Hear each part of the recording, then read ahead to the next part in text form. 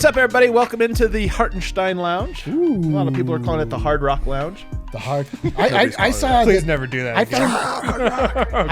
found the translation as hard stone. It is hard stone. Okay, hard Well, stone. hard rock means something else. So What, now you're all about the facts. A stone and a rock are the same thing. No, they're synonymous. But there's a Hard Rock Cafe. We can't be the Hard Rock Lounge. We're the Hard Stone Lounge. Okay. Do we strong agree with this? Or I don't know. strong disagree? I might fire Eric. I don't have firing powers. I might fire Eric today. I think I actually might fire you. So Hard Rock here. Isaiah Hartenstein comes to the Nuggets via Houston, where they don't really use centers. You know, not a lot known about this guy. Illegal. Yeah. It is illegal to use him over there. He's but he's got some intriguing talents. Nuggets might be relying on him quite a bit, though, this year. That's the interesting thing about him. So let's go first to last year's stats, because I want to look at get a baseline for what we're dealing with. Okay, these are NBA stats, not that great. 0% because he didn't take any threes, 65%. But look at that true shooting, 63.3%. The guy, that's what sticks out to me. The guy seems to finish, around the rim, takes high leverage shots, and gets to the foul line. What stands out to you about him?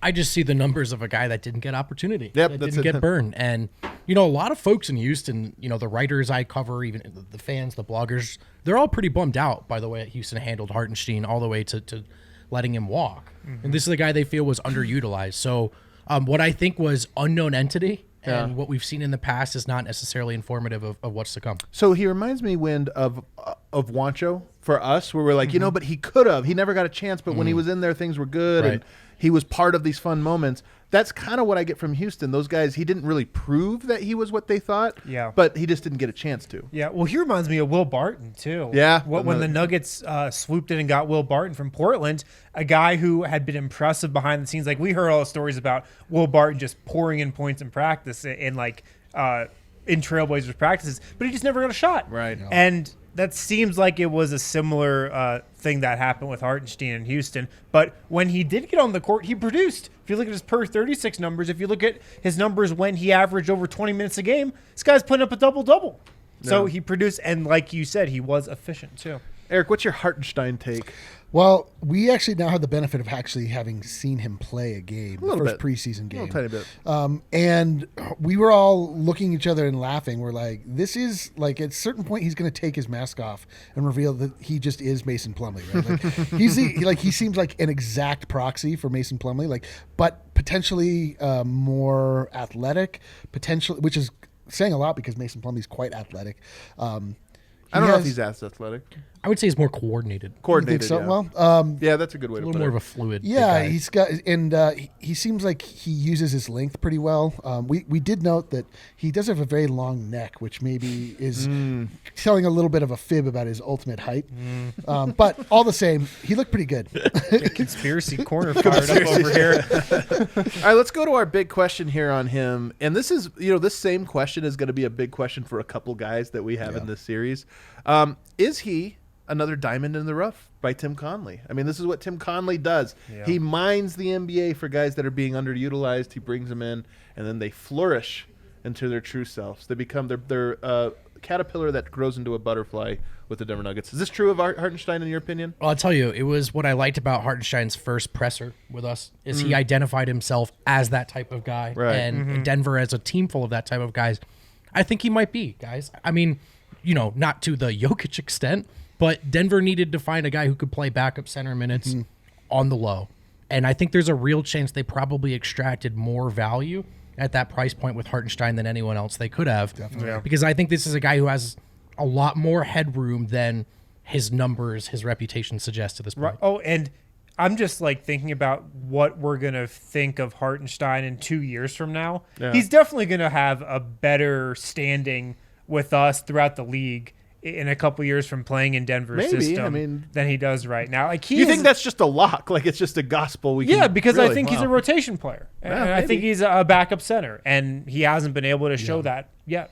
He was playing very well when Houston yanked him, and Houston yanked him because they went to micro ball, and that had nothing to do with what their 22-year-old center was doing well or wrong. Yeah, and it's funny too because he really fits what a lot of people have been screaming for around here, which is you don't pay premium prices for a backup center.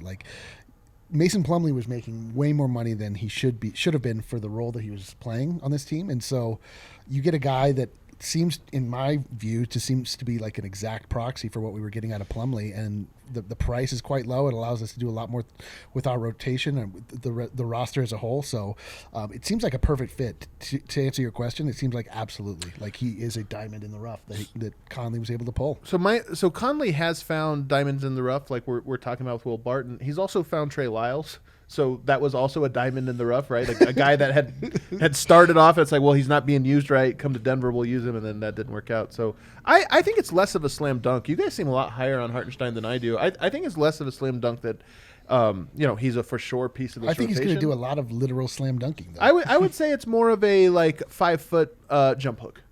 What do you think? Yeah, as long as he makes them. It's likely, but it's not a dunk. I would just stress that what I am so confident he does is like a very modest thing. Okay. He fills a very modest role. Yeah, walk it He's back. also now. young. He's just only 22, and I think the fact that he hasn't just been able to show off his skill set a lot is like a big thing. So I think he's just still a young and improving player also.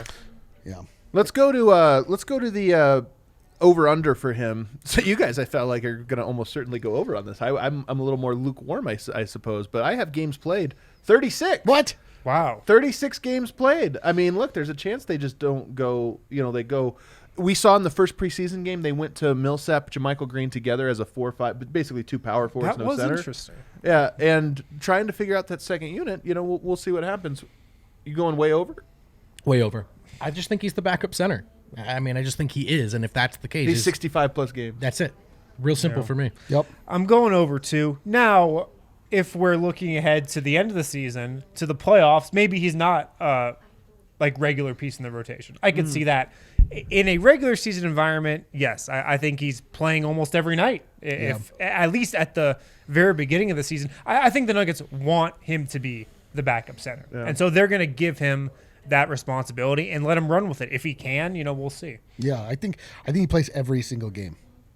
So I don't know if 36 is the amount of games that we get out of the season. That's a question. So When we think logically about this, though, do you think Michael Porter ever plays the 4 this year? probably. Yeah, Every game, a little bit of 4. I think every maybe. game he does. Really? I mean, that's where the biggest advantage for him is going to be is, Right. You can't maybe play that all the game, but I think he's going to. And you look at it, JaMychal Green, Paul Millsap, Isaiah Hartenstein, Bol Bol, like maybe Bol Bol's just, okay, let's cut him. He's completely out. I don't know if he is or not, but let's cut him completely out. Those other guys are either all playing 20 minutes per game, or one of those guys is going to be a not every night kind of guy. Yeah. So that's why I have that line there. One of my other takeaways from just speaking to Hartenstein is that he came to Denver to play. Like, Denver sold him, I think, on being like their backup center and being in the rotation every night. Like, he thinks he's going to play. So All right, I believe it. Well, then, let's go to our bold predictions here. And am I first here? Because mine's kind of lame here. Nope. No, All right, we got again, all right, Brendan's Adam, first. Brendan This is my least favorite bit by so much. All right. My bold prediction: revenge game. He's going to drop 20 points on the Houston Rockets at some point this Well, year. who's going to guard him? Like James Harden? That's what I'm saying, Harrison. That's what I'm saying. He's going to go, I see your micro ball. Take this 20-pointer. He'll be guarded by Christian Wood, actually. James Harden sitting on John Wall's shoulders. It's so funny because he's going to be getting back at Harden, who might not be there. Getting back at Daryl Morey, who's not going to be there. Mike D'Antoni, who's not going to be there. That's going He's to right. Yeah, DeMarcus Cousins. Oh yeah. Oh. Who's going to be looking for Jokic, and Hartenstein's going to be dropping. He's going to 20 get on them him. confused, actually. Yeah. All right. What's your bold take, Harrison? Oh wait, who's I up? think you're next. All right, actually. I'm up next. This is unbelievable. I think he's going to be a key piece of the rotation. Wait, what? Oh, so you're doing a reverse vote. This is a reverse vote. Everything about what just happened is outrageous. I hate this. I thought it was a bold prediction. I had to play the devil's advocate earlier. I didn't realize everybody just was going to pencil it in for the rule. Somebody had to push back, and then we did this. So, I think he's going to play over 36 Harrison. I actually don't even know what my bold prediction is my here. God, you It's guys are probably the worst. positive. Oh yes, the Jokic Hartenstein good. pairing will be elite. Elite? They're going to Absolutely play elite. together. Yeah, I don't know how many minutes they're going to play together. This could be in very limited minutes. Maybe even more limited than the Mason Plumlee Nikola Jokic front court was last year. But I think Jokic would find a way to make that combo elite. What's the criteria for elite here? Like, what was Nikola Jokic and Mason Plumlee's net rating? They offensively they were like 125. Yeah. Defensively they were really rough. They were like 118. But they still had a great net rating. Yeah, but they were a net Right. positive. So I think it's going to be similar to Right. whatever that net rating was. So that was the Plumlick. Well, so hold on. Well, oh yeah, you're gonna come up with that. well, yeah, so it'll be the Jokenstein. that was the poker lineup. That was Ooh, the a poker Jokenstein lineup. sounds like I Frankenstein. know. That's kinda what I'm saying. it. The Yeah. Jokenstein lineup.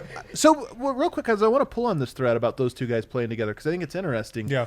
What is Hartenstein doing? Is he playing the dunker, offensive rebounding? Like, what is it that gives that lineup specifically such an advantage? I think he'd be in the dunker spot. And what you like about Hartenstein is he just kind of knows his role. Yeah. I think at least in this stage of his career. So I think he would just do whatever is asked of him. And yeah, in that I think he'd be the dunker crashing the glass while Jokic is kind of facilitating. Okay.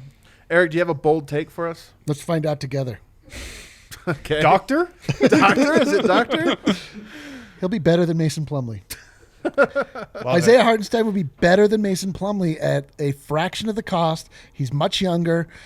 He brings a new dynamism to that second unit. I personally think that the pairing of he and Nikola Jokic is going to be elite. So all those things added together, like what a great find by another one by Tim Connelly. So better than Mason Plumlee. Mason Plumlee's an interesting one because I feel like he got underrated in Denver. He did, and I think he'll be better. So this is not a knock on Plumlee. No, not a knock on Plumlee at all. I just think that Isaiah Hartenstein is going to be an upgrade at an already strong position. So here's the thing about Mason Plumlee. The things that he was like, I think a plus backup center. Yeah. But the thing is that the things he does poorly are infuriating. Yeah, Like take They were ISO, so loud. ISO post up running hooks. And Yeah. like those didn't matter that much. It's just Or every like time they guarding happened, you Anthony just were like Davis on an inbounds They're pass. just oh yeah, buzzkills. completely Absolute just buzzkills. lose. Yeah, exactly. Anthony Davis. So I think that's what made Plumlee so frustrating. But he was good. Is Hartenstein going to have? I mean, I'm doing the list the other day, and I'm like complaining that he's not making these semi-high level passes from the center position. I'm like, okay, maybe it's just that if you back up, Peyton Manning, you're always going to be a scrub because you're not Peyton Manning. I wonder if you're backing up Jokic, you're always going to be compared to Jokic. Yeah, the other thing to consider, though, is that he's going to be on the second unit, which is now full of facilitators. So I imagine That's true. That's a good Great point. take, I love this take. the idea with Plumlee is that they wanted to sort of mirror the way the first unit and the second unit played, where you had a lot of passing coming from that five, which I just don't think will be the case with the second unit. Let's take a look at the Hartenstein shocking stat. Shocking stat. The shocking stat. Look at this, guys. Almost a 66 true shooting percentage in 3 years of G League, despite 29% from three. He's not a 3-point shooter. I feel like I need a calculator to Well, figure out. let me if this is shocking let me or not. tell you Hold what on. this means here. The true shooting percentage is like measures his efficiency. 60% is good. 66% is like DeAndre Jordan level good. But here's the thing: he's taking outside shots a little bit, not doing well on them. That shows you how well he finishes at the rim and in the paint and all of that. He's got, not quite Jokic level touch, around the rim, but he finishes. He's got good angles and he can dunk. He can do all that stuff. I did watch him complete a floater, which was exhilarating. I also think he has good hands. And Yeah, I think he's going to. I mean, there was a play where Campazzo finds him really late on a roll. I mean, and he just essentially gives him a layup, hands it off to him. I just think that's going to be what a lot of Hartenstein's finishes look like.